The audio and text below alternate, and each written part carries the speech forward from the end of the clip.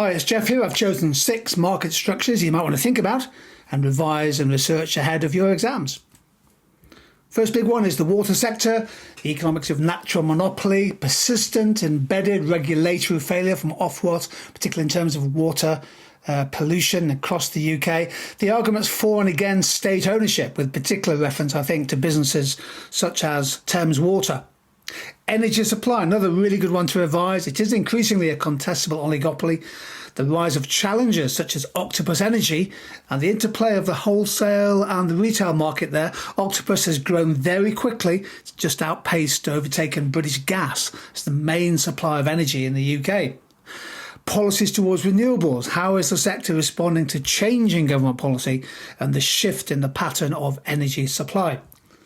Banking is another good one to think about. Again, the rise of challenger banks such as Monzo and Revolut. Do they have different models and different objectives? The wider impact of commercial banks on the welfare of consumers and businesses, and the impact of banking regulation. I love low-cost gyms. It's a great example of a contestable market.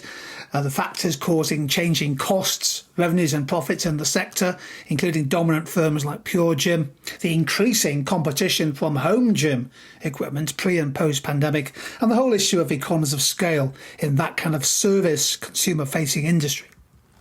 The car sector, always worth revising. I think in 2025 particularly, there's been a very steep more than 50% decline in car output and a big fall in jobs.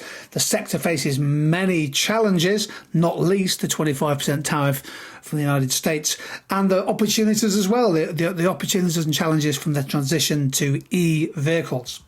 And telecoms. Telecoms are another oligopoly, service industry.